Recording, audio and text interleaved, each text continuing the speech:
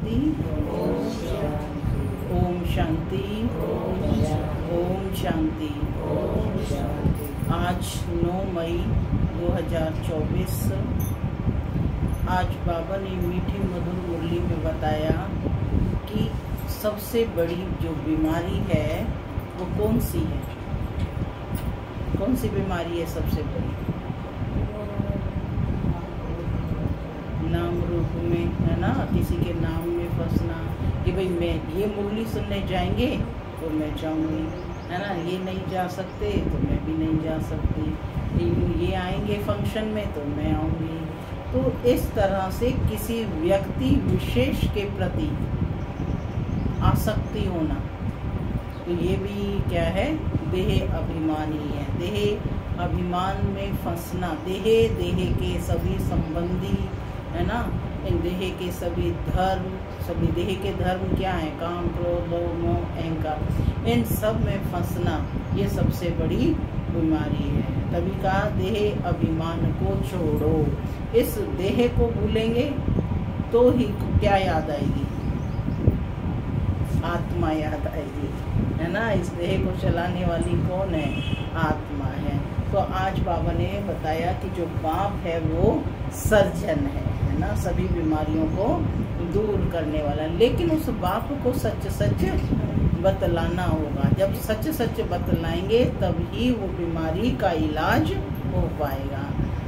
सुनते हैं डायरेक्ट ईश्वरीय महावाक्य। ओम शांति। बाबा कहते, मीठे बच्चे, कड़े ते कड़ी बीमारी है किसी के नाम रूप में फंसना। कड़ी से कड़ी बीमारी है किसी के नाम रूप में फंसना। किसी के नाम रूप में फंसना है। अंतर्मुखी बन इस बीमारी की जांच करो और इससे मुक्त बनो। जांच कैसे करनी है? अंतर्मुखी बन इस बीमारी की जांच करो और इससे मुक्त बनो। आज की मुरली से प्रश्न है, नाम रूप की बीमारी को समाप्त करने की युक्ति क्या है? नाम रूप की बीमारी को समाप्त करने की युक्ति क्या है? इससे नुकसान कौन कौन से होते हैं? 2 भाग हैं प्रश्न के, है ना। एक तो पहले बीमारी क्या है और इससे नुकसान क्या क्या होते हैं। क्या क्या नुकसान होते हैं? क्या क्या नुकसान होते हैं बताइए। थोड़ा जोर से बोले। मुरली मिस नहीं करनी। ये नुकसान होता है जब, है ना, क्योंकि उन व्यक्तियों की आसक्ति में फंस जाते हैं तो मुरली मिस करते हैं और बाबा को ही भूल जाते हैं। सुनते हैं बाबा का उत्तर। बाबा ने आज विस्तार से इस नाम रूप की बीमारी के बारे में बताया है। बाबा कहते, नाम रूप की बीमारी को समाप्त करने के लिए एक बाप से सच्चा सच्चा लव रखो। जिससे लव रहता है उसके लिए सब कुछ कुर्बान होता है ना।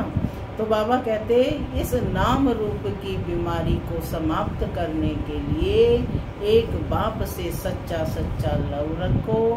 याद के समय बुद्धि भटकती है, देहधारी में जाती है, तो बाप को सच सच सुनाओ। सच बताने से बाप क्षमा कर देंगे। सर्जन से बीमारी को छिपाओ नहीं। बाबा को सुनाने से खबरदार हो जाएंगे। बुद्धि किसी के नाम रूप में लटकी हुई है तो बाप से बुद्धि जुट नहीं सकती। वह सर्विस के बजाय डिसर्विस करते हैं, बाप की निंदा कराते हैं। बाबा कहते हैं ऐसे निंदक बहुत कड़ी सजा के भागी बनते हैं। ओम शांति। मैं आत्मा शांत स्वरूप हूँ, शांति धाम की रहने वाली हूँ, शांति के सागर बाप का बच्चा हूँ, शांति मेरा बाबा कहते मीठे बच्चे अब घर जाना है। बाबा कहते अभी बच्चे जानते हैं कि हर एक को वर्षा मिलना है एक बाप से, भाई को भाई से कभी वर्षा नहीं मिलता। और फिर भाई व बहन जो भी हैं उनके हर एक की अवस्था का पता नहीं पड़ता। पता पड़ता है कि हर एक की किसकी अवस्था कैसी है। सब समाचार बाप दादा के पास आते हैं। यह है प्रैक्टिकल में, हर एक को अपने को देखना है कि मैं कहाँ तक याद करता हूँ। क्या कहा? हर एक को अपने को देखना है कि मैं कहाँ तक याद करता हूँ, कोई के नाम रूप में कहाँ तक फंसा हुआ। हमारे आत्मा की वृत्ति कहाँ कहाँ तक जाती है, माने किन किन लोगों तक जाती है, किस किस चीज में जाती है, आत्मा खुद जानती है। अपने को आत्मा ही समझना पड़े। हमारी वृत्ति एक शिव बाबा की तरफ जाती है। जाती है, पूछना है अपने से, हैं जाती है क्या? प्रश्न है, अपने से पूछो कि हमारी वृत्ति क्या एक शिव बाबा की ओर जाती है या और कोई के नाम रूप तरफ जाती है? क्या बाबा की तरफ जाती? तो बाबा कहते जितना हो सके अपने को आत्मा समझ एक बाप को याद करना है और सब भूलते जाना है। अपनी दिल से पूछना है कि हमारी दिल सिवाय बाप के और कहाँ भटकती तो नहीं है। कहीं धंधे धोरी में या घर गृहस्थ मित्र संबंधियों आदि तरफ बुद्धि जाती ही तो नहीं है ना, कि बाप को याद करने का समय ही नहीं कह सकते, घर गृहस्थ में ही बुद्धि लगी रहती है। समय तो निकालना पड़ेगा ना। अंतर्मुखी होकर जांच करनी है। कैसे जांच करनी है? अंतर्मुखी होकर, ये जो बाहर मुखता में नहीं देखना है, अंतर्मुखी में। अंतर्मुख अपनी इंद्रियों को अंदर की तरफ मोड़ना है। एक दुनिया बाहर है और एक दुनिया अंदर में चल रही है, तो उसे देखना है। अंतर्मुखी होकर जांच करनी है। जब यहाँ आकर बैठते हो तो अपनी जांच करनी है। कौन सी दुनिया है अंदर में? अंदर की दुनिया क्या है? अरे सबसे पहले तो मन ही है। इस मन के विचारों को चेक करना है, फिर बुद्धि है, फिर संस्कार है। यही अंतर की यात्रा है। तो बाबा कहते कि अपनी दिल से पूछना है कि हमारी दिल सिवाय बाप के और कहीं भटकती तो नहीं है क्या? कहीं धंधे धोरी में या घर गृहस्थ में मित्र संबंधी आदि तरफ बुद्धि जाती तो नहीं है क्या? अंतर्मुखी होकर जांच करनी है। जब यहाँ आकर बैठते हो तो अपनी जांच करनी है। यहाँ कोई ना कोई सामने योग में बैठते हैं, वह भी शिव बाबा को याद करते होंगे। ऐसे नहीं अपने बच्चों को याद करते होंगे। याद तो शिव बाबा को ही करना है। यहाँ बैठे ही शिव बाबा की याद में हो, फिर चाहे कोई आंखें खोलकर बैठे, वह आंखें बंद करके बैठे हैं, यह तो बुद्धि से समझ की बात है। अपनी दिल से पूछना है बाबा क्या समझाते हैं। हमको तो याद करना है एक को। किसको याद करना है? यहाँ जो बैठने वाले हैं वह तो एक शिव बाबा की याद में होंगे, तो उनको नहीं देखेंगे क्योंकि उनको तो कोई की भी अवस्था का पता ही नहीं है। हर एक का समाचार बाप के पास आता है। वह जानते हैं कौन कौन बच्चे अच्छे हैं जिनकी लाइन क्लियर है, उनका और कहाँ भी बुद्धि योग नहीं जाता है। लाइन क्लियर मतलब कि बुद्धि कहीं इधर उधर है ना, मित्र संबंधी में, धंधे धोरी में कहीं भटकती तो नहीं है।